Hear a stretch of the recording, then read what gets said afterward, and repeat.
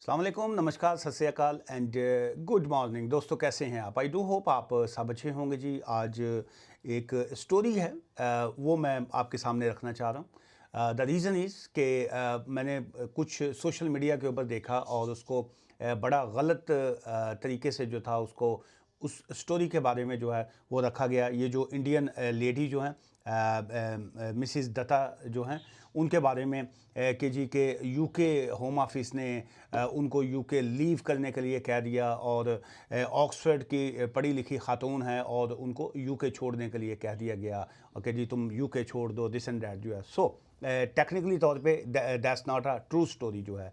सो हकीकत क्या है, उसका रीज़न्स क्या हुई हैं इस सारे मामलात की, और उसमें इसलिए मैं बाज़-अवत कहता होता हूँ कि दो काम आप लोग किया करें जब आपका कोई लीगल मैटर हो।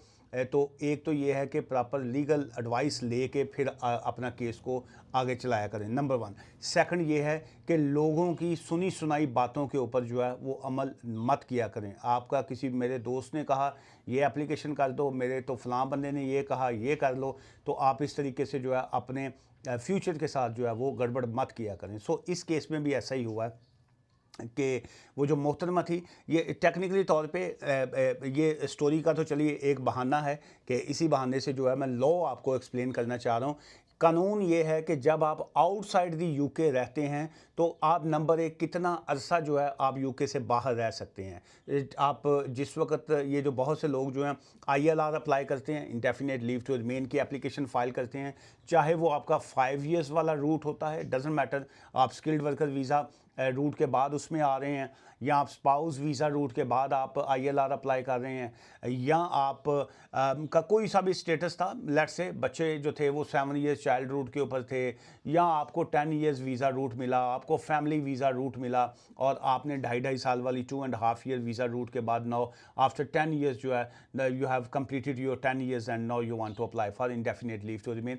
सो बेसिकली आज की इस वीडियो का मकसद ये है कि आप जिस वक्त आईएलआर की एप्लीकेशन फ़ाइल करते हैं, जब आप इंडेफिनिट लीव टू रिमेन के लिए अप्लाई करते हैं, जब आप सेटलमेंट के लिए अप्लाई करते हैं, तो आपका जो टाइम फ्रेम काउंट होता है कि आप कितना अरसा जो है यूके से बाहर रह सकते हैं और कितना अरसा आपने यूके के अंदर रहना होता है। और अगर आपने यूके से यूके से ज़्यादा बाहर टाइम अगर ज़्यादा गुजारा होगा, डजेंट मैटर आपको कितना टाइम हो गया है, तो होम ऑफिस जो है वो आपकी एप्लीकेशन को रिफ्यूज़ कर देता है। सो सेम ये जो मिसिस दत्ता जो हैं, इनके केस में भी यही हुआ।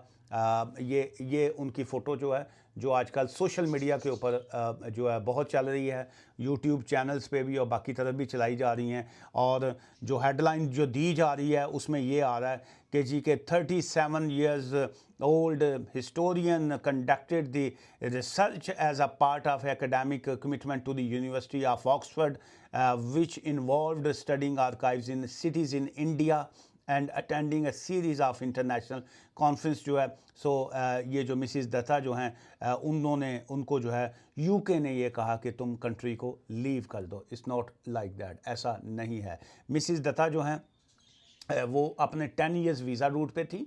वो 2.5 साल वाला या मुख्तलिफ़ तरीके से कई लोग होते हैं जो स्टूडेंट वीज़ा पे आते हैं। स्टूडेंट वीज़ा के बाद जो है वो पीएसडब्ल्यू पे चले जाते हैं। पीएसडब्ल्यू के बाद जो है बहुत से लोग जो हैं वो जॉब की कोशिश करते हैं मिल जाए। मैं इनकी हवाले से बात नहीं कर रहा, मैं एक जनरल ओवरऑल एक कॉन्सेप्ट आप लोगों को दे रहा हूँ। सो उसमें फिर बहुत से लोग जो हैं वो फिर पीएचडी पे चले जाते हैं, रिसर्च कोर्स पे चले जाते हैं, फिर मैरिज भी पे चले, मतलब जैसे भी तैसे भी है, वो मिला जुला के वो 10 ईयर्स अपना लोग कंप्लीट करना चाह रहे होते हैं कि जब हमारे 10 साल मुकम्मल हो जाएंगे and after the completion of 10 years जो है वो उनको राइट होता है, लीगल राइट होता है कि वो अपना आईएलआर के लिए जो है वो अप्लाई कर सकें। सो आईएलआर की कंप्लीशन के लिए आपका 10 इयर्स कंटिन्यूस लीगल पीरियड जो है, लॉफुल रेजिडेंस इन दी यूके जो है वो कंपलसरी होता है, मस्ट होता है। सो इस केस में भी ऐसे ही हुआ।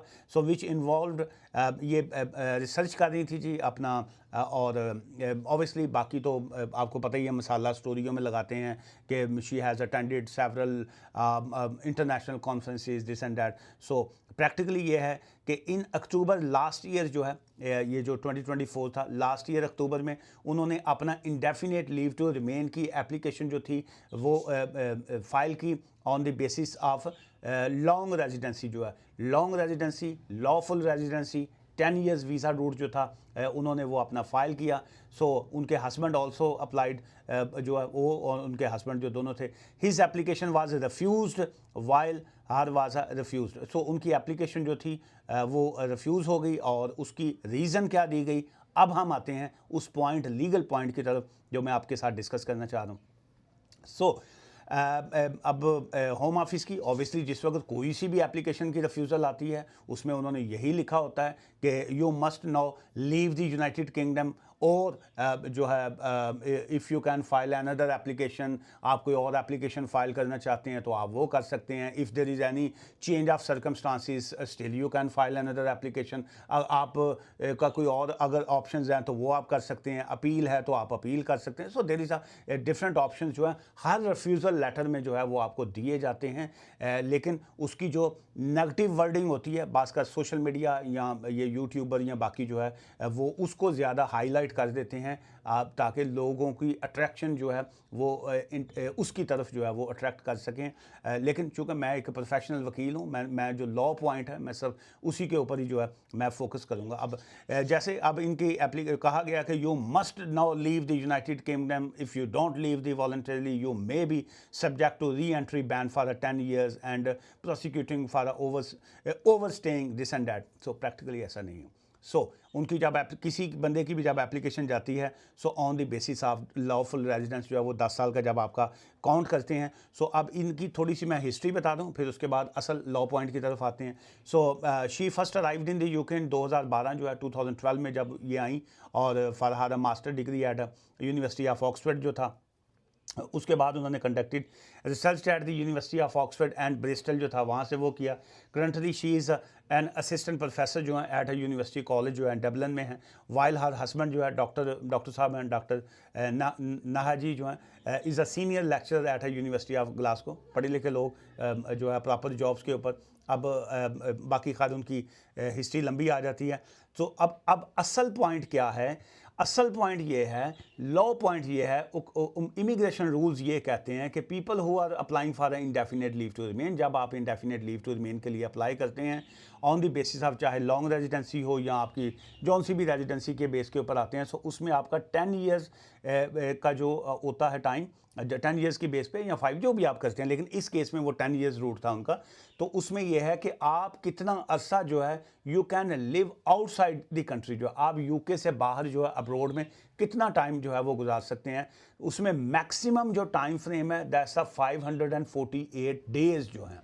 ये है लॉ पॉइंट जो है जो इस स्टोरी की जो बेस है या जो असल बात है कि आप जो हैं मैक्सिमम ऑफ 548 डेज जो हैं during a 10 years period prior to applying for indefinite leave to remain, जो है जब आपने indefinite leave to remain apply करना होता है, आपका जो टाइम फ्रेम आता है कि आप कितना अर्सा जो है यूके से बाहर आपने गुजार सकते हैं, that's the maximum time is 548 days. उसको चाहे वो कंटिन्यूस कह लीजिए या टोटियाँ कह लो, पार्ट्स में कह लीजिए। 20 डेज़ गुजारे, फिर आपने 6 महीने बाद आपने 2 महीने गुजार दिए, फिर आपने 15 डेज़ गुजार दिए, 10 डेज़ गुजार। सो इस तरह मिला जुला के जो है सो इस केस में ये था कि 548 डेज़ जो था उन्होंने बाहर जो गुजारने होते 548 डेज़ तक, तो उनके केस में जो था वो इश्यूज़ नहीं आने थे।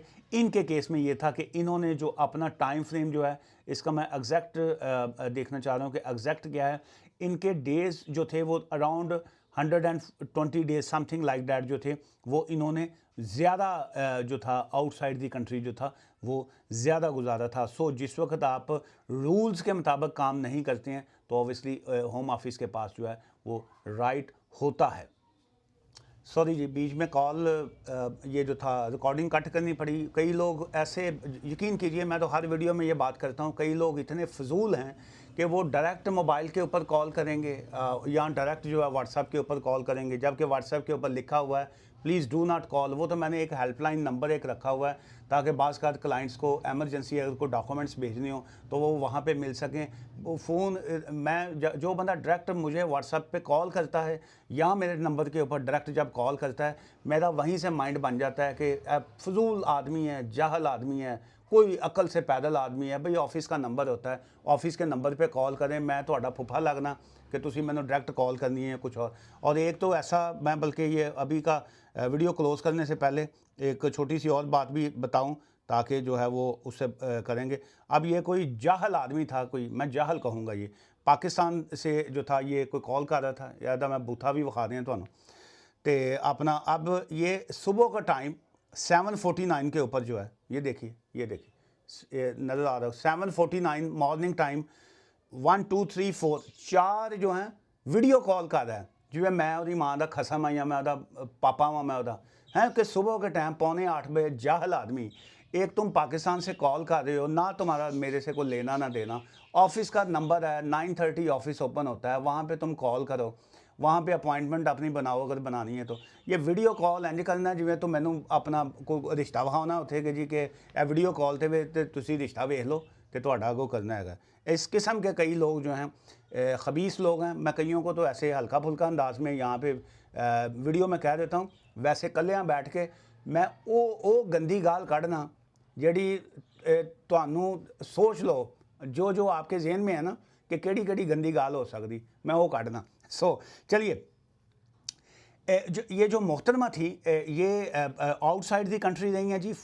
जो टोटल जो टाइम था इन्होंने जो गुजारा है दैट्स 691 डेज़ जो है, 548 डेज़ जो है maximum you can stay outside the UK जब आप लॉन्ग रेजिडेंसी लॉफुल रेजिडेंस के ऊपर जो है अपना ILR अप्लाई करते हैं। इस मोहतरमा ने जो था 691 डेज़ जो थे ये उन्होंने गुजारे हैं। और ये गार्डियन की जो रिपोर्ट है उन्होंने भी ये इसमें दिया और बाकी और भी बहुत सा मीडिया है जिन्होंने एग्जैक्ट जो है वो ख़बर जो है वो उसको पब्लिश किया। और इसीलिए जो है कुछ हमारा मीडिया ऐसा होता है जो बहुत रिलायबल होता है, जैसे द गार्डियन है, द BBC है, और इसके अलावा और भी बहुत से पेपर हैं जिनका मैं गाहे बगाहे मेंशन करता रहता हूँ। मैं भी बाज़ का जो कटसी न्यूज़ लेनी होती है उन्हीं से ही पिक करते हैं, या मैं होम ऑफिस के रिलायबल सोर्सेज से लेता हूँ, या ये जो इस तरह के अथेंटिक पेपर होते हैं वो है। सो अब इस केस में आपके सामने जो है वो क्लैरिटी आ गई कि उन्होंने लॉफुल रेजिडेंस 10 ईयर्स के रूट के ऊपर एप्लीकेशन डाली और उन्होंने होम ऑफिस ने उनकी इस बेस के ऊपर एप्लीकेशन रिफ्यूज़ की कि जी आपने 691 डेज़ जो हैं आउटसाइड दी यूके गुजारे हैं, सो आप जो है एलिजिबल नहीं हैं आप ILR के लिए जो है। सो अब वो एक तो वो रीज़न अपनी ज़ाहिर है उनके पास ऑप्शन होगा कि अगर वो यूनिवर्सिटी के बेस के ऊपर रिसर्च कर रही थी या कोई रीज़न्स थी वो उनको देनी पड़ेगी। अगर किसी के हेल्थ इश्यूज़ उनके आ गए, फैमिली थी, फैमिली में क्लोज फैमिली मेम्बर में या कहीं ना कहीं कुछ और ऐसा आया, ऑब्वियसली हर केस में एक्सेप्शनल सर्कमस्टांसिस होते हैं, कंपेलिंग सर्कमस्टांसिस होते हैं। सो अगर वो अपनी एक्सप्लेनेशन देती हैं सो होम ऑफिस जो है ऑब्वियसली उनको ILR जो है वो ग्रांट कर देगा। और एक उन्होंने लॉफुल रेजिडेंस यूके में गुजारी, फिर टैक्स पेयर हैं, सारी चीज़ें जो है पॉजिटिव आती हैं। लेकिन इमिग्रेशन रूल्स में ये living outside the country time गुजारने वाला ये बहुत सीरियस एलिमेंट होता है और बहुत से लोग जो हैं वो उनकी ILR जो है वो इसीलिए रिफ्यूज़ हो जाती है कि उन्होंने जो है यूके से टाइम जो है बाहर ज़्यादा गुजारा होता है। आज की इस वीडियो से मुझे इजाज़त दीजिएगा और मैं स्ट्रेट फारवर्ड सा बंदा हूँ, बाज़ का तो आप लोगों को मेरी बात का अगर गुस्सा लग जाता है तो नीचे कमेंट्स कर दिया करें ताकि मैं अगली बारी जड़ा अपनी ज़ुबान को थोड़ा जिहा कंट्रोल च रखा। वैसे वकीलों की ज़ुबान जी है कंट्रोल च रहिंदी नहीं। और मुझसे मिलना चाहते हो you are most welcome. Bradford में हमारा मेन ऑफिस है, लेकिन मैं आजकल जो है कुछ अपॉइंटमेंट्स और बाकी चीज़ें जो हैं वो बर्मिंघम से जो है वो भी मैं ऑपरेट कर रहा हूँ जी। और ऑब्वियसली मैं एडवाइस के, फ़ोन एडवाइस के भी और फेस टू फेस मिलने की भी मैं फ़ीस चार्ज करता हूँ। इट डज़न्ट मैटर, मैं भी पाकिस्तानी हूँ, मैं भी इंडियन हूँ, मैं भी बंगाली हूँ, मैं भी नेपाली हूँ, आपकी सेम भाषा बोलता हूँ। आप चाहे मुझे पाकिस्तान से कॉल करें, ये भावें मेरे नानके दे पिंडों मैनू कॉल करो, मैं फ़ोन एडवाइस की भी फ़ीस चार्ज करता हूँ क्योंकि मैं मेरा बिज़नेस, मेरी रोज़ी रोटी यही है। दुआ में याद रखिएगा। Take care, bye for now, शुक्रिया जी।